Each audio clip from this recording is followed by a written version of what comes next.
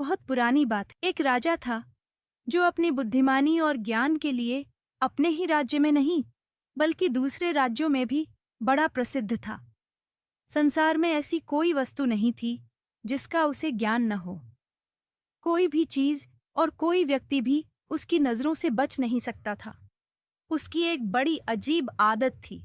हर दोपहर को जब घर के सब लोग खाना खा चुके होते थे और खाने की मेज से सारी चीजें उठाकर जब उसे बिल्कुल साफ कर दिया जाता था और केवल राजा ही खाने के कमरे में अकेला बैठा होता, तो उसका विश्वसनीय सेवक चांदी के बर्तन में कुछ ढककर लाता और चुपचाप राजा के खाने की मेज पर रखकर चला जाता। उस सेवक के जाने के बाद राजा चुपचाप उस बर्तन को खोलता, उसमें कुछ निकाल कर खाता और खाकर फिर उस बर्तन को उसी तरह कसकर बंद कर देता जैसा उसका सेवक उसके पास छोड़ गया था। घर के किसी भी आदमी को यह नहीं मालूम था कि इस चांदी के बर्तन में क्या चीज है, क्योंकि घर के किसी भी व्यक्ति को उस बर्तन को खोलने की अनुमति नहीं थी, यहाँ तक कि राजा के विश्वसनीय सेवक को भी नहीं। एक दिन राजा के उस सेवक के मन में यह जानने की तीव्र इच्छा हुई कि इस चांदी के बर्तन में ऐसा क्या है जिसके बारे में राजा के घर के किसी भी व्यक्ति को नहीं मालूम और न ही उन्हें यह जानने की आज्ञा है। वह अपनी जिज्ञासा को रोक नहीं पाया। उसने सोच लिया कि आज वह यह जरूर जानकर रहेगा कि इस चांदी के बर्तन में ऐसा क्या है जिसको राजा सब लोगों के चले जाने के बाद ही मंगवाता है।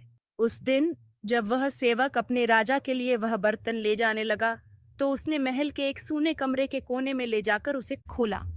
उसने देखा कि एक छोटा सा सफेद सांप उबालकर उस चांदी के बर्तन में रखा था और साथ ही छुरी कांटा चम्मच भी सफेद रंग के थे। उसने चुपके से सांप का एक टुकड़ा काटकर अपने मुंह में रख लिया, यह जानने के लिए कि यह ऐसी कौन सी स्वादिष्ट चीज है जिसे राजा सबसे बाद में खाता है। जैसे ही सेवक ने उस सफेद सांप का एक टुकड़ा अपनी जीभ पर रखा, उसे महल के बाहर बैठी चिड़ियों की आवाजें साफ साफ समझ में आने लगी। तब उसने चुपचाप उस कमरे की खिड़की के पास खड़े होकर उनकी बातें सुनने की कोशिश की। वे दोनों चिड़िया अपने अपने अनुभवों के बारे में एक दूसरे को सुना रही थीं, जो उन्हें कल खेतों, खलिहानों और बागों में हुए थे। सफेद सांप ने राजा के सेवक को अब पशु पक्षियों की भाषा समझने की शक्ति प्रदान कर दी थी। फिर वह चुपचाप जाकर राजा के चांदी का कटोरा उसके खाने की मेज पर रखाया।